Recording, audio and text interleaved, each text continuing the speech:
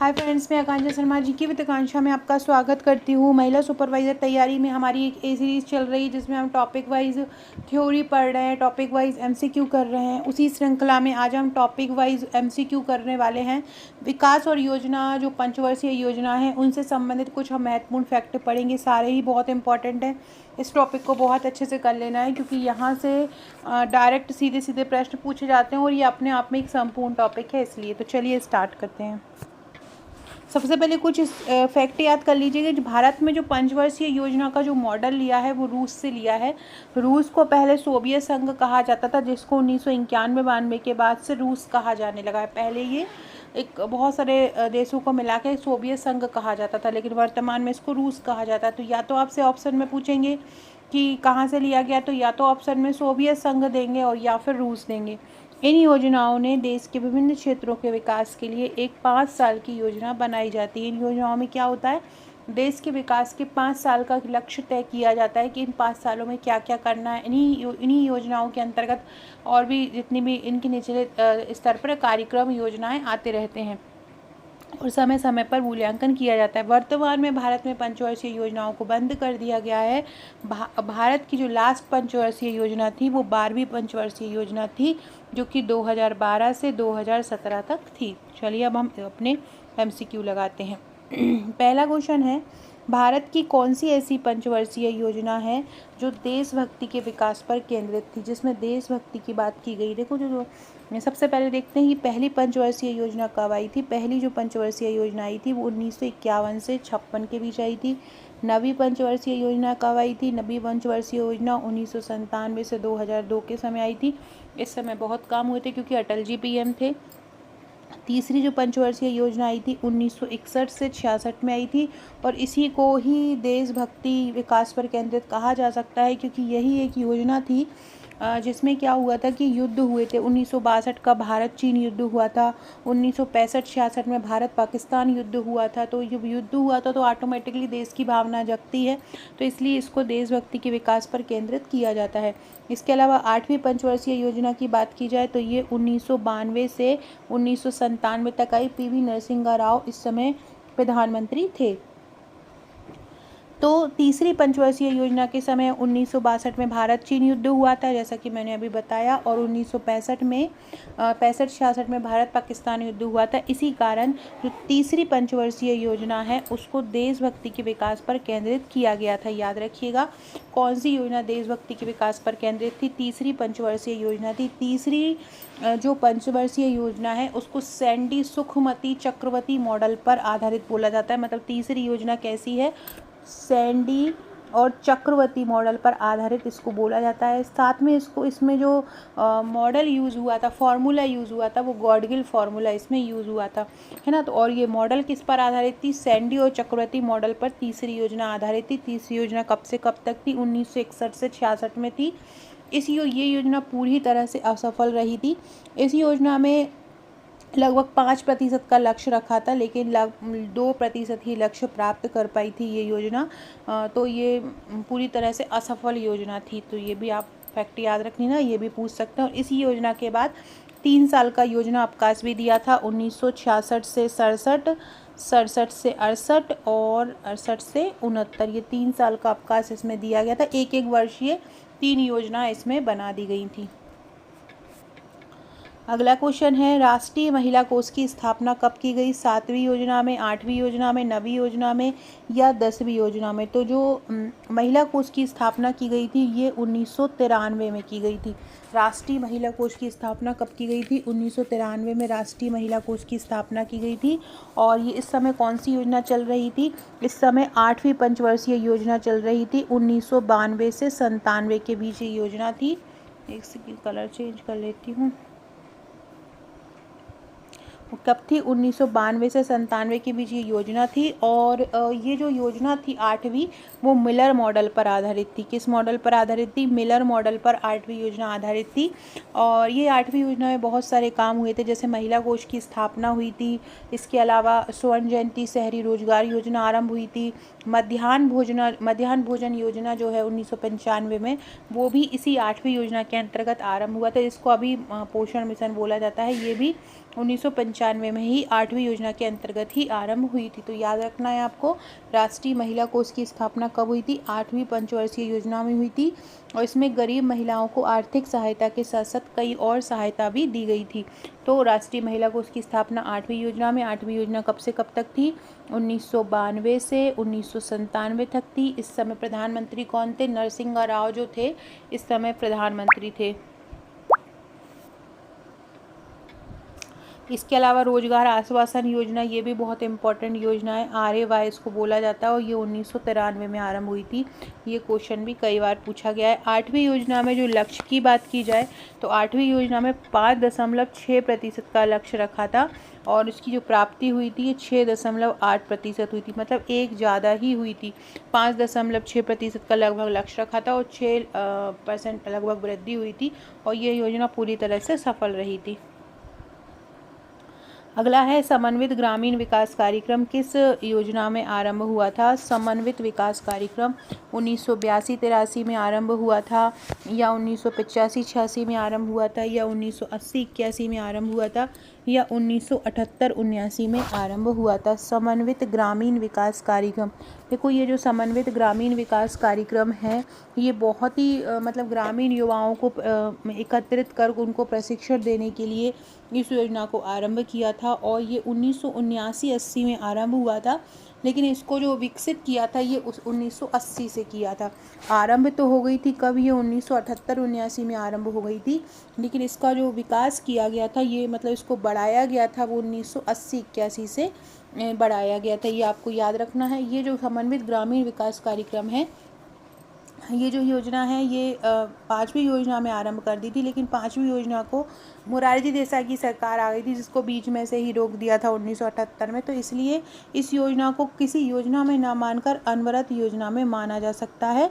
क्योंकि बीच में 1978 से 80 तक मोरारजी देसाई ने पंचवर्षीय योजना को अस्वीकार कर दिया था, और उसकी जगह पर 2 वर्षों की योजना वो लेके आए थे।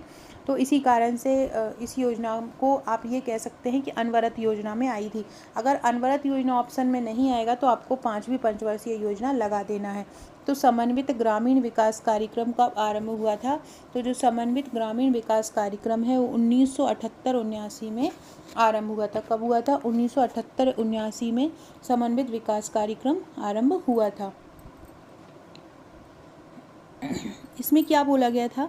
इसमें बोला गया था कृषि हुई, बागवानी हुई, हस्तशिल्प सेवाएं हुई, और उनमें लोगों को रोजगार प्रदान करना, और जो गरीबी रेखा में व्यक्ति आ रहे हो उनको गरीबी रेखा से हटाना। छोटे और सीमांत किसानों को, ग्रामीण कारीगरों को इसमें शामिल किया था। जिनकी वार्षिक आय 11,000 रुपये से कम हो उसको इस योजना के अंतर्गत शामिल किया था। इसको बोला जाता है IRDP। क्या बोला जाता है? इंटीग्रेटेड रूरल डेवलपमेंट प्रोग्राम इस योजना को बोला जाता है, याद रखिएगा। अगला क्वेश्चन देखते हैं, काम के बदले अनाज कार्यक्रम किस योजना में आरंभ हुआ था? देखो, काम के बदले अनाज कार्यक्रम ये पूछ रहे हैं।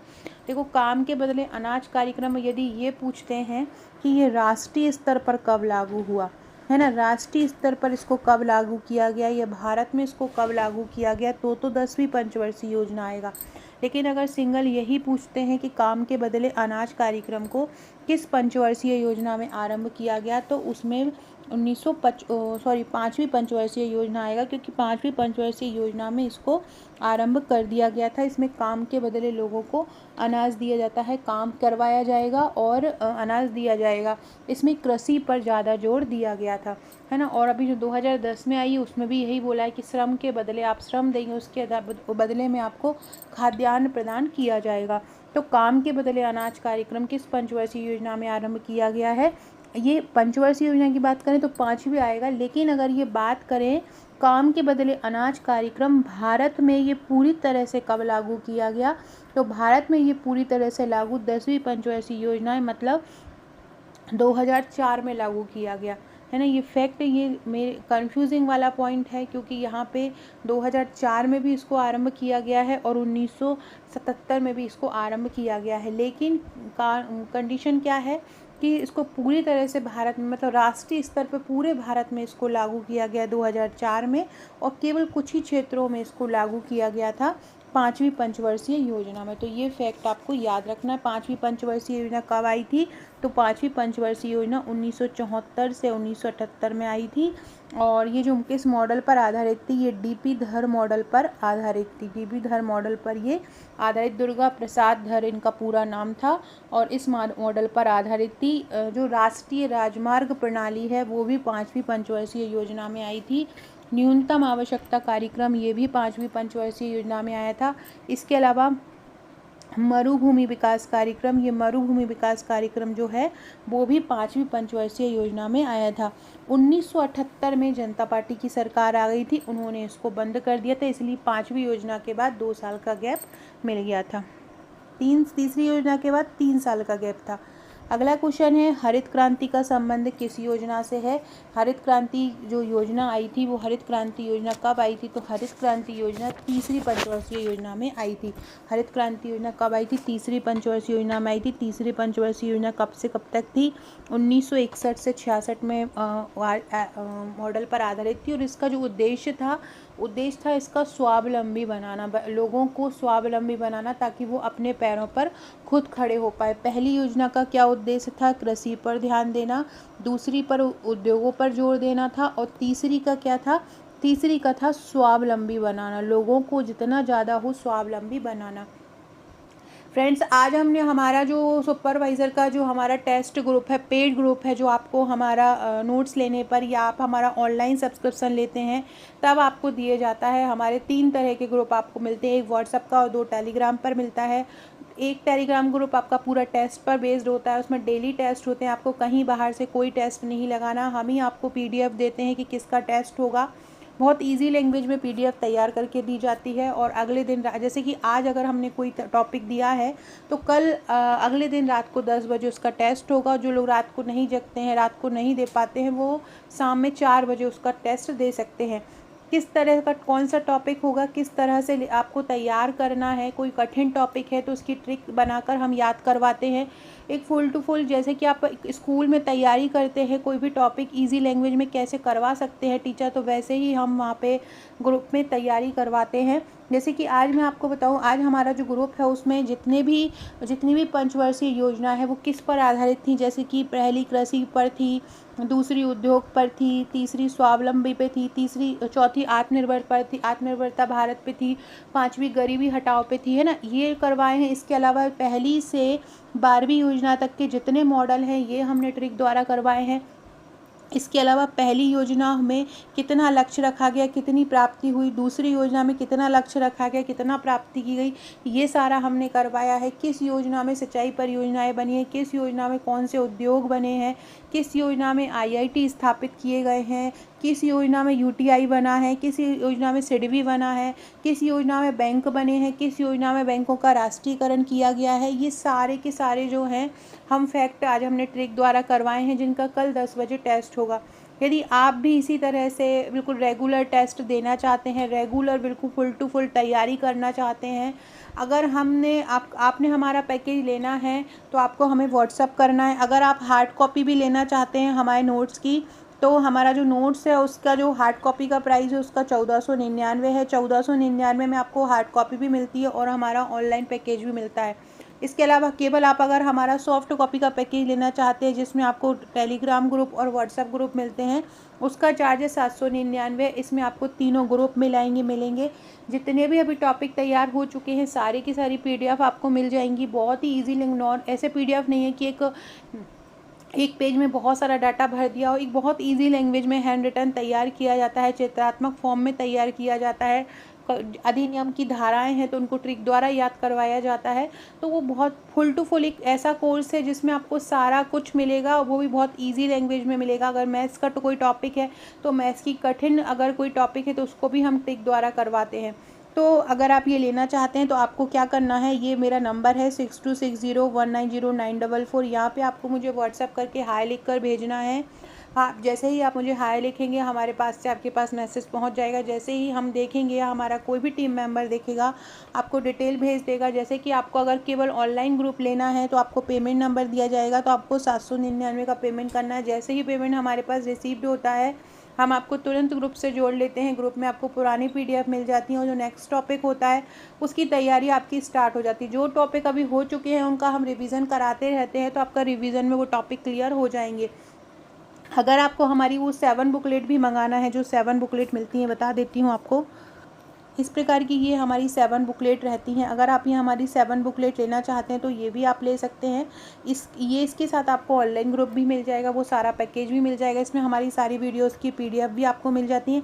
इसका चार्ज 1399 है, प्लस 100 रुपीज़ इसमें कुरियर चार्ज है, जिससे ये टोटल 1499 का हो जाता है। अगर आप कहीं गाँव में मंगवाते हैं तो कुरियर चार्ज थोड़ा सा बढ़ जाता है। आउट ऑफ MP मंगवाते हैं तो कुरियर चार्ज थोड़ा सा बढ़ जाता है। तो ये आपको बुक्स भी मंगवा सकते हैं और साथ में हमारे ग्रुप से जुड़कर डेली तैयारी भी कर सकते हैं। जो लोग भी हमारे ग्रुप से जुड़े हैं उन्हें पता है कि रेगुलर किस तरह से तैयारी हो रही है, रेगुलर टॉपिक तैयार हो रहे हैं।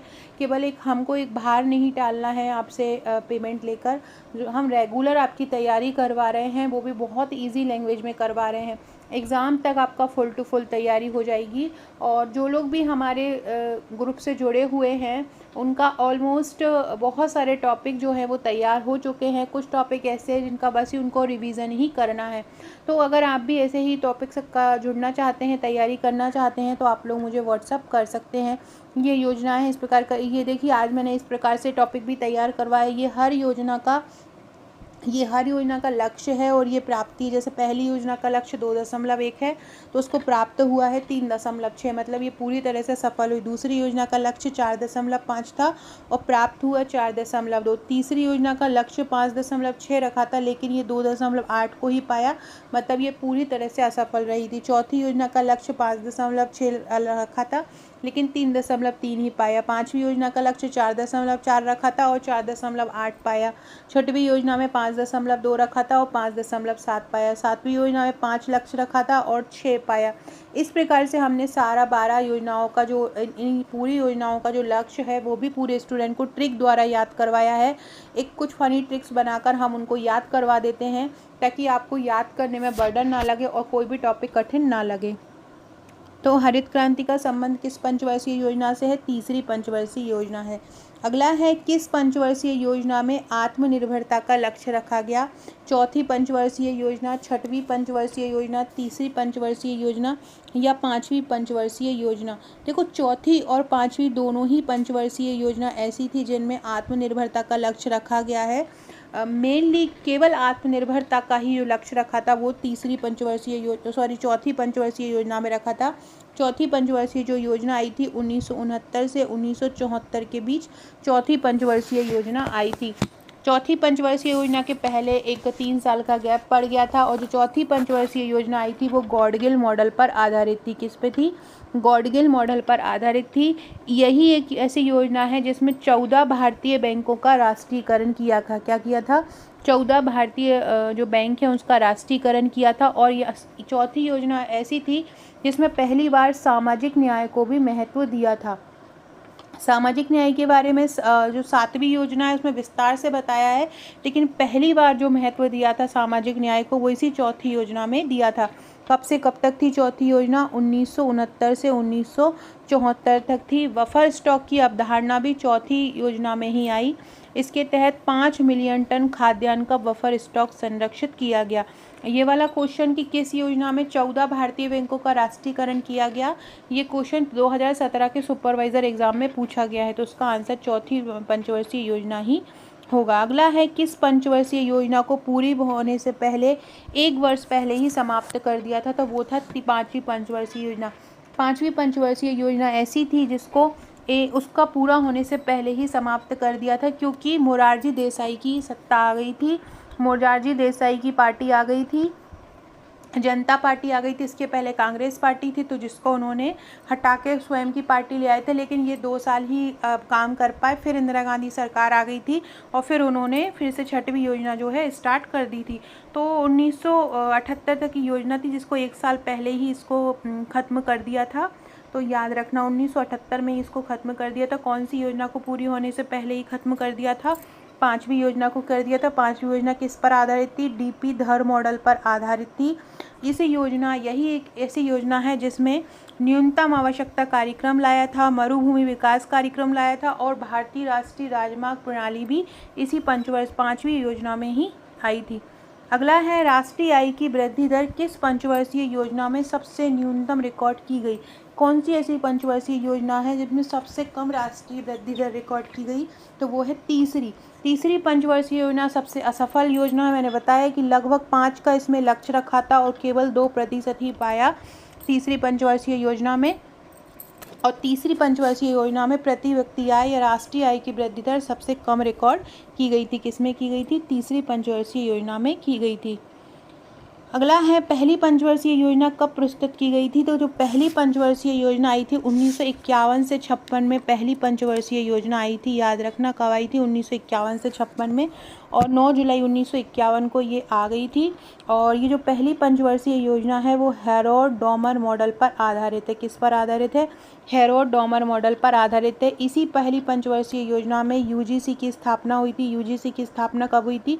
1953 में हुई थी। 5 आईआईटी जो हैं वो भी इसी पहली पंचवर्षीय योजना में ही बने थे। इसके अलावा स्टेट बैंक ऑफ इंडिया को इम्पीरियल बैंक में राष्ट्रीयकरण भी इसी योजना के अंतर्गत, पहली योजना के अंतर्गत किया था। फ्रेंड्स, एक और बात, हमने इंस्टाग्राम पर निःशुल्क क्लासेस स्टार्ट की हैं। वहाँ पे आपको बहुत सारा डाटा मिल जाएगा निःशुल्क। बहुत सारे एमसीक्यू भी आप वहाँ पे लगा पाएंगे, प्रैक्टिस कर पाएंगे। आपको मुझे इंस्टाग्राम पर फॉलो कर लेना है। मेरी इंस्टाग्राम आईडी है आकांक्षा 1957। यहाँ पे आप मुझे फॉलो कर सकते हैं। फॉलो करके आपको मुझे हाय लिख कर मैसेज भी कर देना, जिससे मैं पता रहे कि किसने मुझे फॉलो किया है। वहाँ पर आपको आईसीएमआर रिपोर्ट का डाटा भी मैं डालूंगी, वो भी आपको चित्रात्मक तरीके से मिल जाएगा। साथ में पंचवर्षीय योजना की डेट भी आपको वहाँ पर मिल जाएगी। तो सारा कुछ आपको वहाँ पर मिलेगा। मानव अंग के फ़ोटोज़ भी आपको वहाँ पर मिल जाएंगे इंस्टाग्राम पर। तो सारा कुछ आपको मिलेगा एग्ज़ाम तक, तो इसको फॉलो ज़रूर कर लीजिएगा। आकांक्षा 1957 नाम से आपको सर्च करना है। साथ में डिस्क्रिप्शन बॉक्स से आप हमारे WhatsApp group, Telegram group, Facebook, Twitter, Insta से भी जुड़ सकते हैं। मेरा व्हाट्सअप नंबर अभी मैंने आपको ऊपर बताया था 6260190944। ये मेरा व्हाट्सअप नंबर है। यहाँ पर अपना नंबर भी सेव करवा दीजिएगा। साथ में डिस्क्रिप्शन बॉक्स में आपको ग्रुप मिलेगा, उसमें भी जुड़ जाइएगा। पंचवर्षीय योजना को आगे बढ़ाने के लिए किस आयोग का गठन किया था? तो योजना आयोग का गठन किया था। पंचवर्षीय जो योजना है उसको आगे बढ़ाने के लिए। और योजना आयोग का जो गठन हुआ था वो 1950 में हुआ था। 15 मार्च 1950 में योजना आयोग को गठन हुआ था। और इसका जो गठन हुआ था वो संविधान के अनुच्छेद 39 के तहत हुआ था। योजना आयोग का गठन किसके तहत हुआ था? तो अनुच्छेद 39 के तहत इसका गठन हुआ था।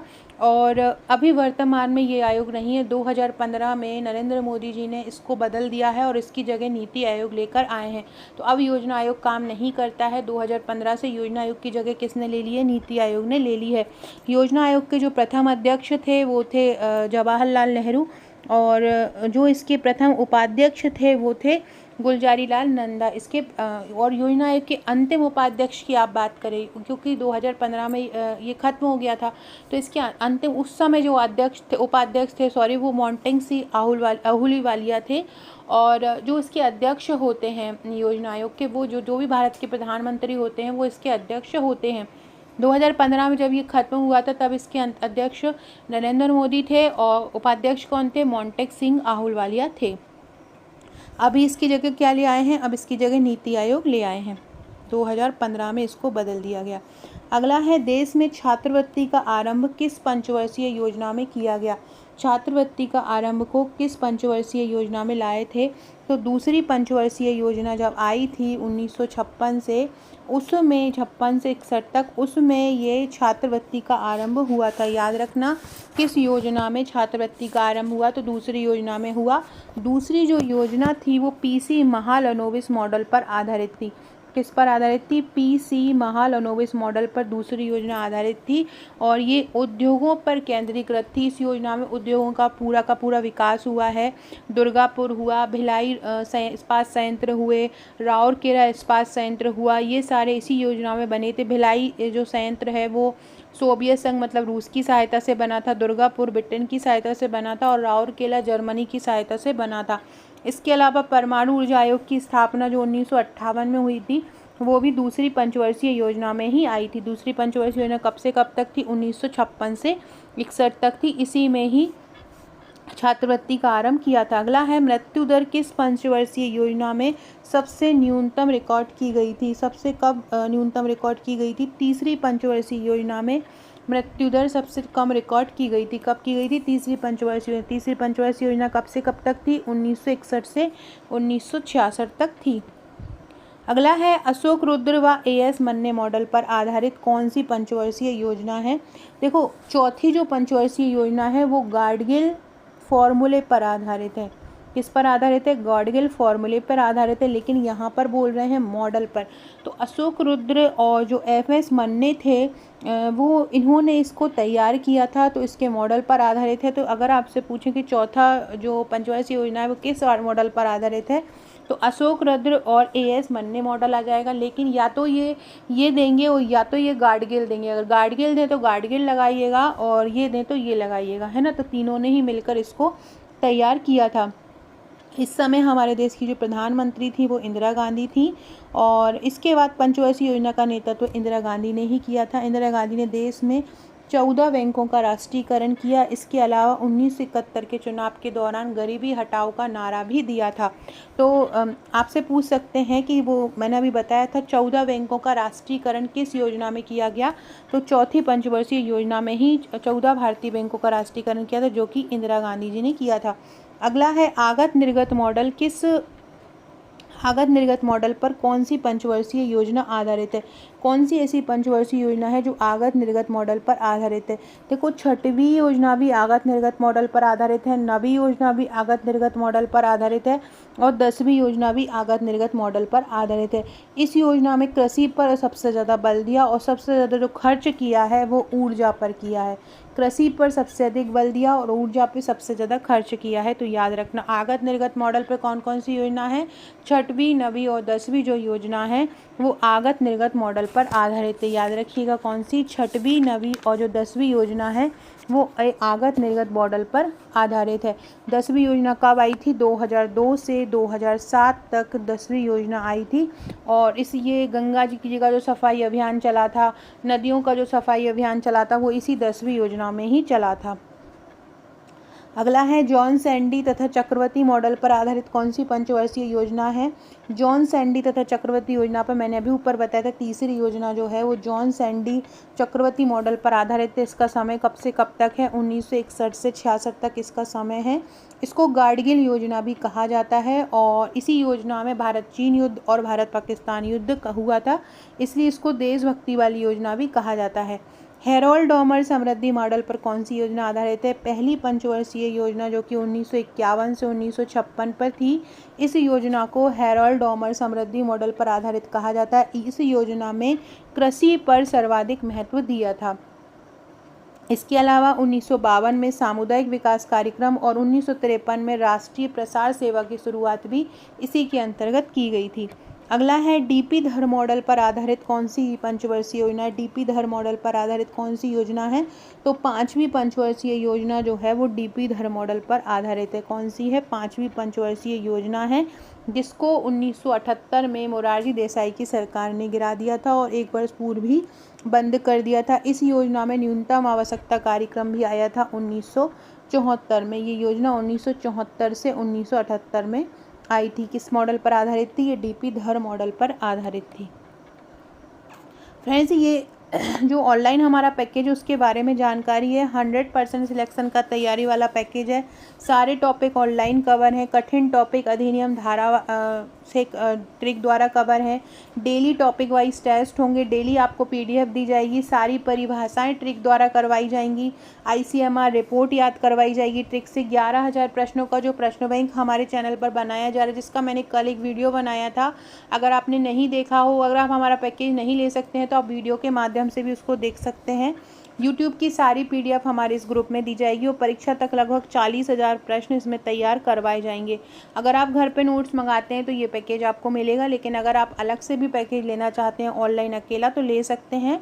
विथ इसमें 7 बुक्स मिलेंगी, 1399 प्लस कोरियर इसका चार्ज रहेगा। 5 थ्योरी बुकलेट रहेगी, एक वस्तुनिष्ठ की बुकलेट रहेगी और एक वन लाइनर की बुकलेट रहेगी।